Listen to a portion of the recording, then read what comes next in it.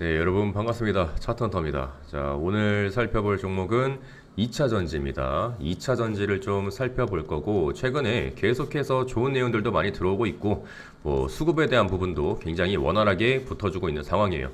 그 와중에 우리는 에코프로에 대한 기술적인 분석과 지금 이 에코프로가 다루고 있는 내용들, 우리가 좀 2차 전지에 대한 내용을 매매를 하시는 건 좋은데, 우리가 앞으로 어떠한 전망과 모멘텀이 좀 남아 있는지, 우리가 결국 수익을 챙기려면 이 앞으로 시장에 대한 부분, 흐름에 대한 부분, 이런 것들도 좀 짚고 넘어가야겠죠. 그래서 기술적인 분석도 좀 말씀을 드리면서 지금 현재 에코프로가 준비하고 있는 산업에 대한 방향성, 이런 것들도 좀 한번 공부해보는 시간 가져보도록 할 거예요.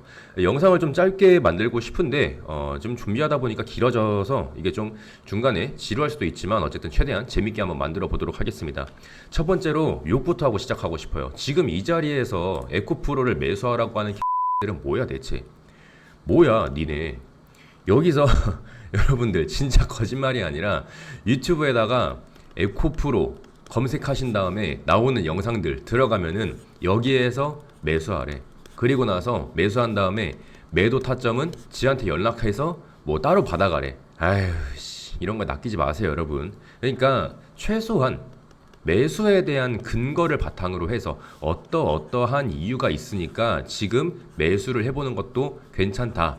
단 매도를 하려면 우리가 어떠한 것들을 조심해야 한다. 이런 것들을 좀 부가적으로 설명을 해주면 아 그래 뭐 이러한 내용들은 또 그런 게 있을 수 있고 이런 것도 조심해야지 이렇게 하겠는데 그냥 무조건 외국인들이 다 그냥 사고 있으니까 개인들은 팔고 있고 외인들과 기관은 사고 있으니까 우리도 그냥 사재. 지금 12만 원에서 에코프로가 지금 52주 신고가 아니야. 신고가 영역에서 이 자리에서 그냥 당당하게 아무런 근거 없이 매수하라고 하는 것들 아 진짜 입에서 좋은 얘기가 나갈 수가 없어. 어쨌든 뭐 좀 화가 나서 말씀을 좀 드렸는데 여러분들 무턱대고 매수했다가 결국 책임은 여러분 책임입니다. 그런 거 하지 마시고 여러분들은 뭐 하시면 되냐, 좋아요 구독 버튼 한 번씩 누르신 다음에 그냥 제가 에코프로 말씀드리는 거 그냥 영상만 참고하셔가지고 매매하시면 돼. 좋아요 구독 한 번씩만 부탁드릴게요. 아시겠죠? 한 번씩만 부탁드립니다. 일단은 지금 이 에코프로가 신고가의 영역을 계속해서 갱신을 하고 있는데 이 자리에서 무작정 매수하는 거는 절대 좋은 판단은 아니다. 뭐 여러분들이 지속적으로 에코프로를 좀 지켜보고 계셨고 단기적인 조정이 나왔을 때에도 우리가 좀 찬스로 가져갈 수 있는 이런 내용들. 근데 여러분들이 지금 당장에 이렇게 또 빠지고 있을 때는 또 무서워서 못 사요. 왜 그러냐면 근거가 부족해서 그래. 근거가 부족하고 사실 이 에코프로 같은 경우에는 기존에 물렸던 사람들이 또 얼마나 많아. 이게 지금 고점이 30만 원이었는데 지금 최근에 4만 원까지 내렸었단 말이야. 30만 원에서 4만 원까지 내려왔어. 그러면은 거의 한 마이너스 한 7, 80% 최소 80% 최소 80%. 그러니까 고점에서 물린 사람들도 매물대가 꽤나 많단 말이에요. 이 사람들이 지금 어떻게 해서 탈출을 또 해야 되는지 이런 대응적인 부분들 전부 다 말씀드릴 거니까 오늘 조금만 집중해서 봐주시면 좋을 것 같습니다. 일단 기술적인 부분을 좀 먼저 짚고 넘어가도록 해야 될 것 같아요. 일단 첫 번째로 지금 이 에코프로 같은 경우에는 말씀드렸던 것처럼 고점 대비해 가지고 지속적인 장기간 고착화되면서 수급에 대한 부분이 해결되지 않고 2차 전지라는 섹터 자체가 굉장히 멀리 있었어요.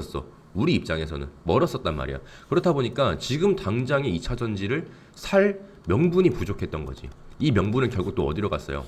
AI, 반도체, 그리고 뭐 각종 바이오 종목들 이런 쪽으로 특히나 AI 쪽으로 좀 수급이 많이 쏠렸었단 말이야. 그렇다 보니까 2차 전지를 살 이유가 없는 거야. 왜? 돈이 안 되거든. 재미도 없고. 왜 사 이걸? 나중에 올라올 때 사면 되지. 그러니까 지금 차트를 보면 어때요?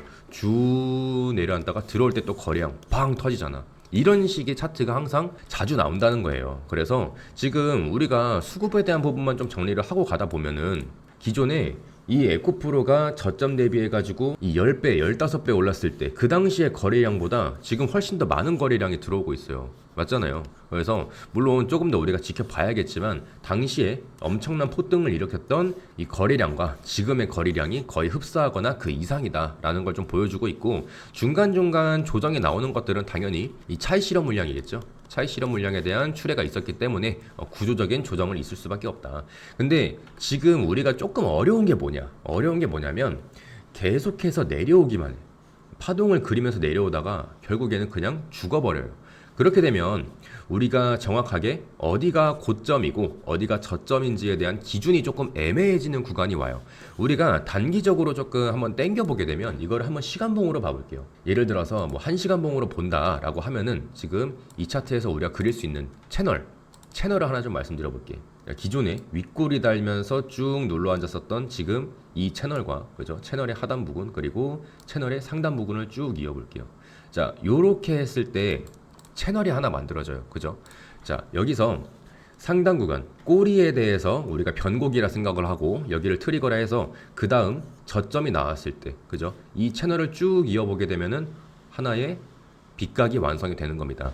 이 빗각을 터치했을 때마다 계속해서 반등이 나와주고 있죠. 반등이 나와주고 있다가 깨지니까 다시 한번 단기적으로 저항 맞는 것도 보이실 거고, 그리고 나서 여기에서 저항 맞고 사실 눌렸으면은 이것도 꽤나 위태로웠어요. 근데 가만히 두질 않죠. 왜? 2차 전지에 대한 수급이 굉장히 잘 붙어주고 있기 때문에. 그래서 추가적으로 돌파가 나왔을 때 이 채널의 상단 부분, 여기에서도 지금 이 빗각을 쭉 이어보게 되면은 저항 맞고 눌리는 것들을 우리가 확인할 수 있습니다. 이 채널을 봤을 때 어때요? 이 자리가 왜 못 뚫고 있는 거야 지금? 이 자리 10만원 자리잖아요. 라운드 픽의 자리. 그래서 어쨌든 심리적인 저항선으로서의 역할 수행을 했기 때문에 뚫어내지 못했지만 결국은 자금을 써가면서 들어 올리면서 오늘 다시 한번 신고가를 경신을 했다. 이렇게 좀 이해를 하시면 될 것 같습니다. 그래서 단기적으로 본다 그러면 우리가 이렇게 분석이 돼. 어디에서 사고 어디에서 팔아야 되는지 이런 것들이 분석이 된단 말이에요. 그러니까 제가 그래서 영상 처음에 뭐라 그랬어요. 이런 거를 얘기를 안 하면서 우리가 이런 구간 이렇게 빗각 터치하면서 반등 나올 수 있는 구간에서 조금씩 모아가는 것도 괜찮다. 왜? 전망이 살아있고 수급이 들어오기 시작했기 때문에 이게 초입이기 때문에 추가적인 상승 랠리가 진행될 가능성이 굉장히 농후하고 중간중간 저점이 나오는 이런 구간에서는 우리가 충분히 모아갈 수 있다. 괜찮다. 이렇게 얘기하면 상관이 없다니까. 여러분들도 조금 매매에 대한 기준을 세우는 거를 연습을 해보시면 좋아요. 그냥 남들이 무턱대고 그냥 사라. 이거 좋다고 하니까 그냥 뭐 사라고 해가지고 나 샀어요. 이렇게 뇌동매매 하지 마시고 아시겠죠? 사실 우리가 또 일봉으로 보게 되면 조금 어렵다. 예, 우리가 어쨌든 매물대가 쌓여있는 구간은 확실하게 뭐 나와 있기는 해요. 매물대 같은 경우에는 이 상승 랠리가 시작됐던 초입 구간을 봐야 돼요. 우리가 초입 구간 요 가격대에서 이 수평선으로 조금 정리를 해볼게요. 대충 한 요 정도가 꽤나 의미가 있는 자리겠죠. 그리고 마지막 엔딩은 이쯤. 그래서 지금 이렇게 중간중간 쌓여있는 매물대를 우리가 좀 체크를 하면서 이 당시에도 우리가 고점 맞고 눌렸다가 고점 맞고 눌렸다가 고점 맞고 눌리고 여기에서 돌파 나오니까 어때? 우리는 이런 자리에서 사야 돼요. 사실 이런 자리에서는 여러분들이 저점이다 라고 생각을 하고서 만약에 이 저점이 깨졌을 때 우리가 즉각적으로 손절로서의 대응을 하실 수 있으시면은 저점에서 매수를 하는 것도 괜찮은데 여기에서 사실 손절하기 어렵단 말이야. 그래서 우리가 차라리 돌파 나오는 자리에서 추격 매수 하셔가지고 약간 단기적으로 접근하시는 게 훨씬 더 심상에 이롭다 이렇게 말씀드릴 수 있겠고, 이 수평선을 그대로 한번 우리가 따라가 볼게요. 그대로 따라가게 되면 지금 정확하게 나와 있죠. 사실 이 당시에 이 저항 맞고 눌릴만 했어요. 눌릴만 했는데 어쨌든 단기적으로 뚫어내면서 다시 한번 2차 파동을 이런 식으로 N자형 파동을 그리려는 모멘텀이 나와주고 있죠. 그래서 어쨌든 지금 이 에코프로를 우리가 지금 당장에 어떻게 해야 된다, 어떤 액션을 취하기가 굉장히 애매한 자리입니다.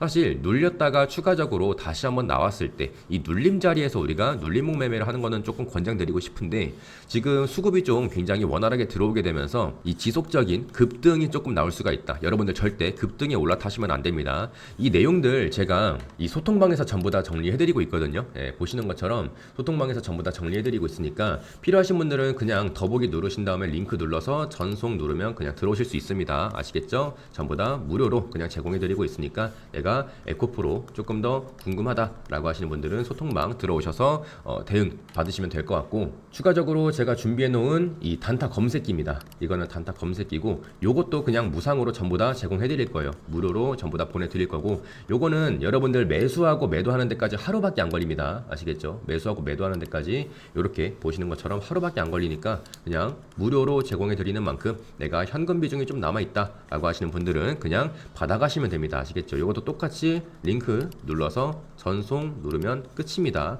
편해요. 네, 그래서 여러분들 이쯤에서 구독, 좋아요 한 번씩 눌러주시고요. 자, 이제 기술적인 분석은 그렇다 치고, 자, 이제 에코프로가 뭐 하는 놈들인지 우리가 좀 살펴볼 시간인 것 같아요. 우리가 좀 공부를 한번 해봅시다. 먼저 2차 전지에 대한 얘기를 하면 절대 빠지지 않는 종목 에코프로.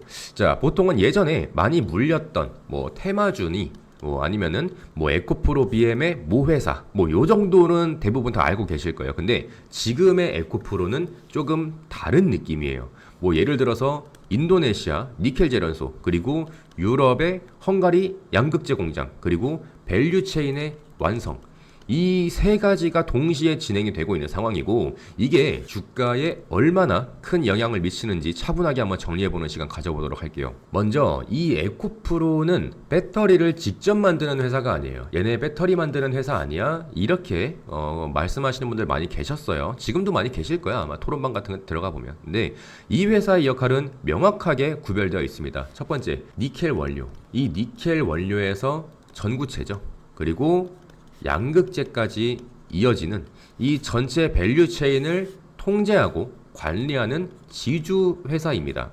에코프로 BM이 양극재를 만들고, 그리고 에코프로 머티리얼즈가 전구체를 맡고, 에코프로는 이 구조 전체를 묶어서 원가와 공급망을 한 번에 관리하는 역할을 합니다. 그래서 에코프로의 주가는 에코프로 BM만의 실적을 보는 게 아니라 그 밑에 있는 원재료의 구조, 그리고 해외 공장까지 같이 봐야 의미가 있다, 이렇게 말씀드릴 수 있겠고요.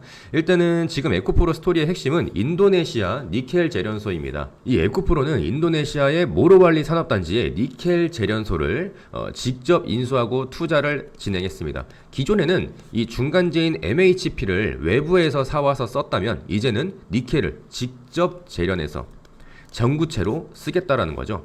회사가 밝힌 기준으로 보게 되면 이 구조가 만약에 자리를 잡는다라고 가정을 했을 때 니켈 원가가 약 20%에서 30% 정도 낮아질 수 있다는 분석이 나오고 있고요. 이게 왜 중요하냐면, 지금 전기차의 배터리 시장은 성장하고는 있는데 이 가격에 대한 압박이 굉장히 심한 구간이에요. LFP가 가격으로 밀고 들어오고 있고, 3원계 배터리는 결국 누가 더 싸게 만드냐의 싸움으로 가고 있습니다. 이 상황에서 에코프로 같은 경우에는 원료 단계부터 내려가서 원가의 구조 자체를 바꾸겠다라는 선택을 한 거고, 이게 만약에 성공을 한다면 단순한 기술에 대한 경쟁이 아니라 가격 경쟁력에서도 중국과 맞먹을 수 있는 그런 구조가 완성된다라는 거죠. 두 번째로 중요한 포인트는 헝가리 데브레첸 양극재 공장입니다. 자, 에코프로는 2025년 말 헝가리 데브레첸에 연간 5만 톤이 넘는 양극재 공장을 준공했습니다. 이건 전기차 기준으로 보게 되면 대략 60만 대 이상 들어갈 수 있는 물량이고요. 이 공장의 의미는 단순한 숫자가 아닙니다. 유럽은 지금 핵심 원자재를 역내에서 조달하라는 규제를 점점 강화하고 있고, 탄소 배출 기준도 갈수록 까다로워지고 있어요.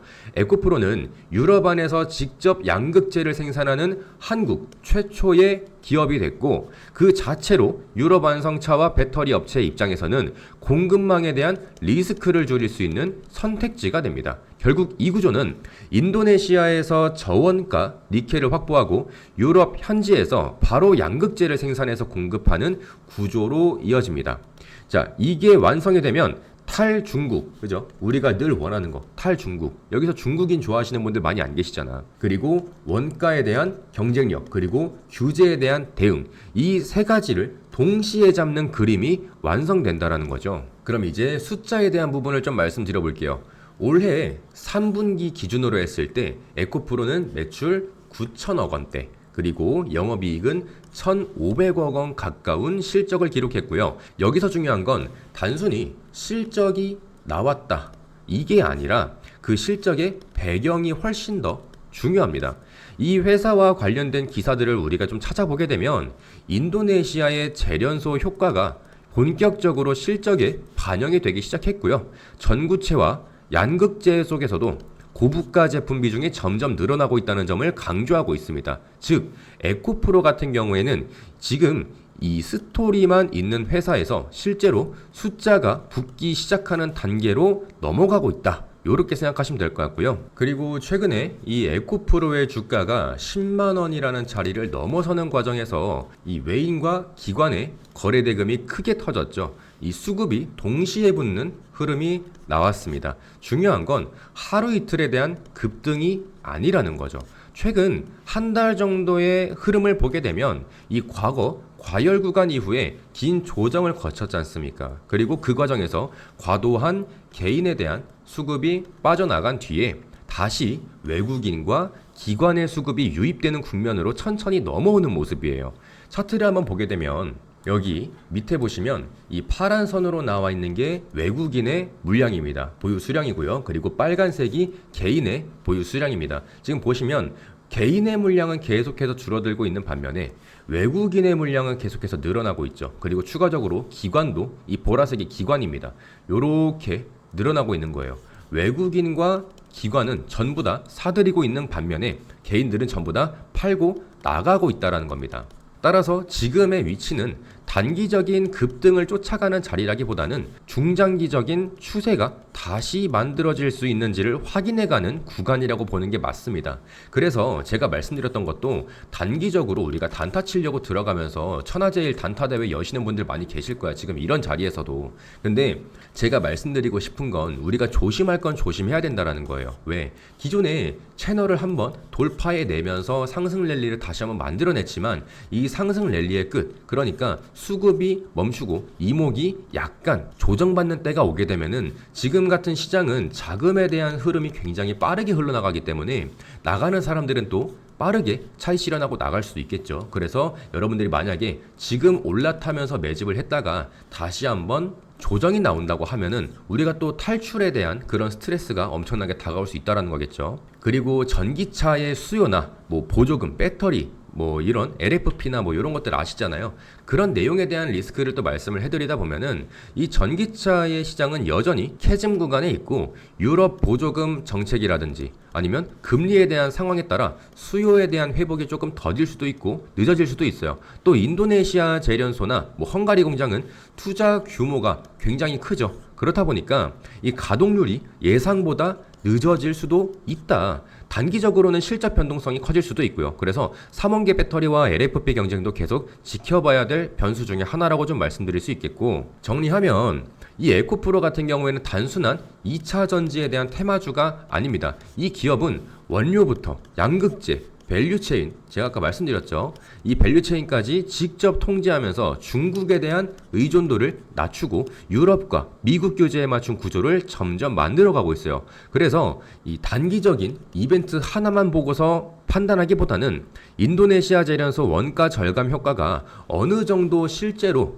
숫자로 좀 보이는지 찍히는지, 그리고 헝가리 공장이 어느 속도로 캐파를 채워가는지, 외국인과 기관에 대한 수급이 추세를 어떻게 만들어가고 있는지, 이러한 내용들을 함께 보면서 중기적인 관점에서 접근할 필요가 있겠다라고 말씀드릴 수가 있겠고요. 기술적인 측면에서는 당연히 저는 지금 자리에서 매수하는 것보다 조금 더 눌림 자리를 기다렸다가 이 눌림 자리에서 매수하고 약간은 단기적으로 차익 실현하시면서 대응을 하시는 게 좋을 것 같다. 당연히 이 내용은 말씀드렸던 이 소통방에서 계속해서 브리핑 드릴 거고요. 여러분들도 그냥 편하게 들어오셔가지고 받아가시면 됩니다. 전부 다 무료로 제공해 드리고 있으니까 지금 보이시는 이 링크 누르시고 그냥 전송 버튼만 누르면 끝입니다. 아시겠죠? 전송 버튼만 누르시면 끝이니까 꼭 링크 누르셔가지고 전송 눌러서 전부 다 무료로 받아가시면 될 것 같고요. 추가적으로 제가 말씀드렸던 이 단타 검색기, 여기에 알고리즘이랑 로직 제가 전부 다 입혀 놓은 겁니다. 그래서 여러분들이 전날 어떤 종목을 매수해 볼까, 현금